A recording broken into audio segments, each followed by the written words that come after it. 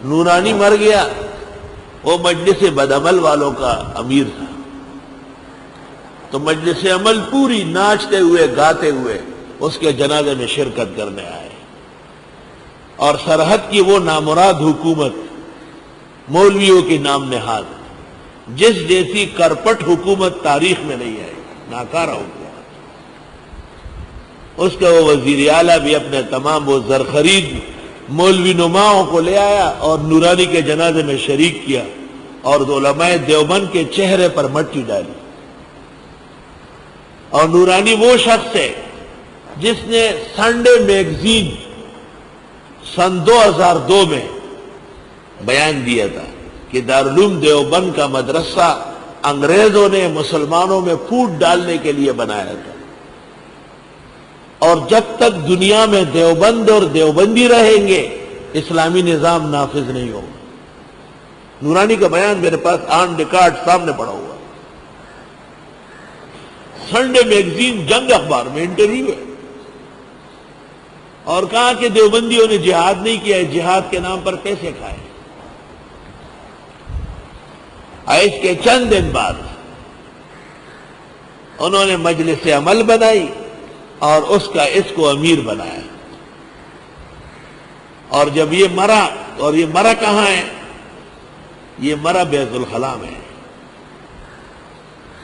اور دروازہ توڑ کر کے نکالا گیا، اسلام آباد کے تمام زمینوں میں موجود ہے اس دن کے۔ میری یادداشت میں 2 آدمی بیت الخلاء میں مرے، ایک مرزا غلام احمد قادیانی اور دوسرا شاہ احمد نورانی۔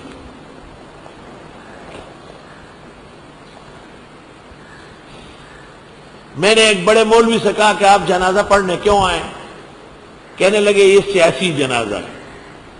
میں نے کہا جنازہ تو مذہبی رسوم ہے، سیاست تو جلسے میں ہے، سیاست تو حکومت کے خلاف ایک ضرورت ہے آپ کی، اس پہ اعتراض نہیں ہے، لیکن جنازہ تو خالص مذہبی چیز ہے۔ اور بلوچستان سے ہمارے مخلص بزرگ ہیں، نیک لوگ ہیں، میرے پاس وفد آیا گفتگو کرنے کے لیے۔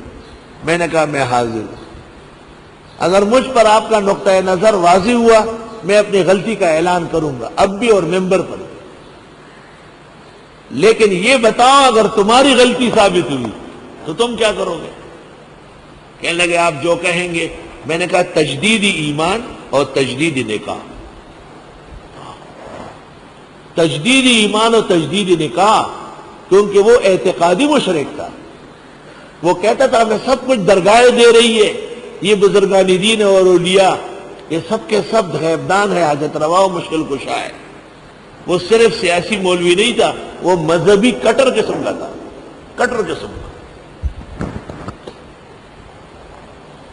مجھے اپنے بزرگوں سے اور دوستوں سے دلی شکوہ ہے کہ انہوں نے اپنے مذہب پر کلاڑا مارا ہے، اور اس کے بعد ہمارے چھوٹے مولویوں کو لوگ کہتے ہیں تم تو ان کو بدعتی و مشرک کہتے ہو، تمہارے تو سارے مولوی جنازے پڑھنے آئے، تو تم لوگ کافروں کے جنازے پڑھتے ہو، تم کون ہوتے ہو؟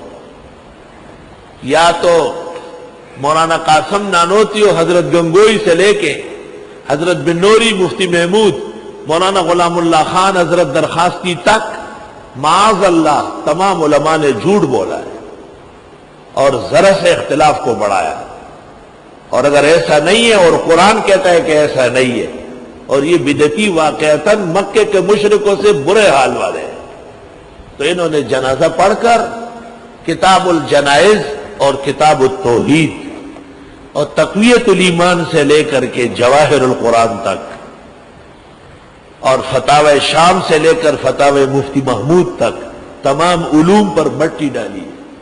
مجھے حق حاصل ہے کہ میں اس عنوان سے کہوں کہ یہ مجلس بدعمل تھی جو منتشر ہو گئی ہے۔ جب آپ مذہب کا دفاع نہیں کرتے اور عقیدے پر ڈٹتے نہیں ہیں تو وہ کون سا دن ہوگا جو آپ کام آئیں گے؟ ما کان للنبی، شان نہیں ہے پیغمبر کی، والذین آمنوا، اور ایمان والوں کی، ان یستغفروا للمشرکین، کہ وہ مغفرت کی دعا کرے مشرکوں کے لیے۔ پیغمبر کو اور مسلمانوں کو اجازت نہیں ہے، ہاں اگر مجلس عمل والے ہو تو ان کو اجازت ہے۔ شاباش ہے، شاباش ہے، عجب دور دیدم دری پادشاہی کہ للو و پنجو ہمی شد سپاہی ولو کانوا اولی قربا اگرچہ ہو وہ ان کے قریبی رشتہ دار من بعد ما تبین لہم بعد اس کے کہ واضح ہوا ان کے لیے انہم اصحاب الجحیم کہ بے شک یہ جہنمی ہے۔ حضرت مولانا مفتی محمود صاحب رحمت اللہ علیہ قومی اتحاد کے صدر تھے اور کچھ دنوں تک نورانی ان کا نائب صدر تھا۔ نشتر پارک میں مفتی محمود نے جمعہ پڑھایا، پہلا جلسہ قومی اتحاد کا، نورانی صاحب پیچھے کھڑے تھے۔ مفتی صاحب نے جمعہ پڑھایا، تقریر کی، نماز پڑھائی، خطبہ دیا، دعا مانگی، وہی تھے سب، یہ تو ان کے سامنے عوام تھے، عوام حضرت کے سامنے سارا جہان عوام تھا۔ بعد میں کہا کہ ہماری نماز ان کے پیچھے نہیں ہوتی۔ مفتی صاحب نے کہا تو پڑھ چکا ہے؟ تو اس نے کہا میں نے دوبارہ پڑھی۔ تو جمعہ کوئی دوبارہ پڑھ سکتا ہے؟ کمعقل انسان فقہ سے محروم۔ مفتی سے پہ اعتراض کو جمعہ اگر بھی بیا سنگل پڑی ہے، اور تم نے کیوں پڑھی تھی جب آپ کا عقیدہ نہیں تھا؟ حضرت بنوری ٹاؤن کی مسجد میں کھڑے ہو کر تقریر کر رہے تھے اور ایسے سخت الفاظ میں کہا آپ نے اس وقت بھی دھوکہ دیا اور اب بھی دھوکہ دے رہے ہیں۔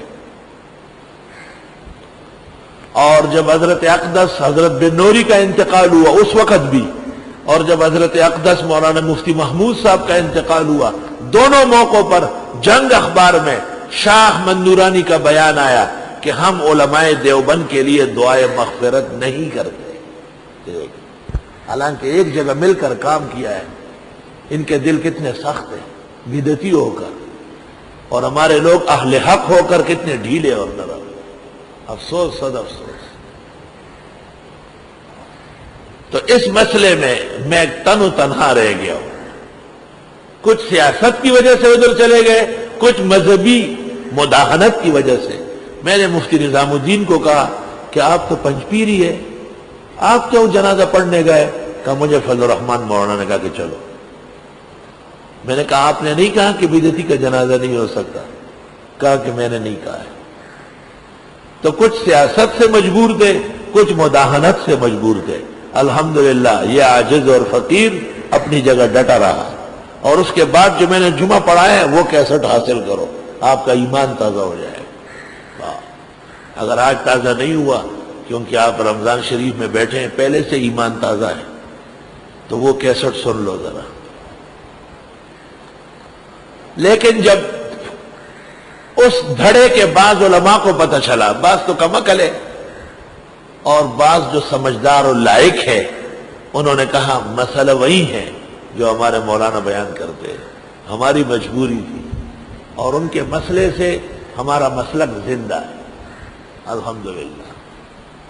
ما کان للنبی، اجازت نہیں ہے پیغمبر کو، والذین آمنوا، اور ان کو جو ایمان لائے، ان یستغفروا للمشرکین، کہ یہ دعائے مغفرت کر لے مشرکوں کے لیے، ولو کانوا اولی قربا، اگرچہ وہ مشرک رشتہ دار بھی ہو، من بعد ما تبین لہم، بعد اس کے کہ ان کے سامنے واضح ہوا، انہم اصحاب الجحیم، کہ بے شک وہ مشرک جہنمی ہے۔ ابو طالب کے مرنے کا وقت آیا تھا اور رسول اکرم صلی اللہ علیہ وسلم نے ان کو بار بار کہا، یا امی قل کلمتاً احاج لک بہا عند اللہ، اے چچا جان کلمہ پڑھ لے تاکہ میں شفاعت کر سکوں۔ صنادید شرک موجود تھے، بڑے بڑے سرغنے کفر کے۔ انہوں نے کہا اترغب عن ملت عبد المطلب، بھتیجے سے ڈر کر اپنا پرانا دین چھوڑتے ہو؟ اس نے کہا علی ملت عبد المطلب، اور حضرت کی طرف دیکھا کہ حضرت غمگین بیٹھے ہیں، تو آپ نے ابو طالب نے برجستہ کہا وَلَقَدْ عَلِمْتُ بِأَنَّ دِينَ مُحَمَّدٍ مِنْ خَيْرِ أَدْيَانِ الْبَرِيَّةِ دِينًا، مجھے پتا ہے تمام دینوں میں بہترین دین حضرت محمد کا ہے، لولا الہزار او آر مسبت، اگر قوم کے تانے کا ڈر نہ ہوتا لوجدتنی سمحا بذاک مبینا، تو میں آپ کی آنکھیں ٹھنڈی کر دیتا۔ اور ابو طالب کفر پر مر گیا، پیغمبر وہاں سے اٹھے، وعیناہ تذرفان، بخاری، اور ان کی آنکھیں بہہ رہی تھی۔ اللہ نے فرمایا انک لا تہدی من احببت ولکن اللہ یہدی من یشاء، ہدایت آپ نہیں دے سکتے، یہ میرا کام ہے۔ اللہ اللہ، اس سے تو پتہ چلا کہ ہدایت دینا تو چھوڑو، ہدایت کی سفارش بھی جائز نہیں، منع فرما دیا۔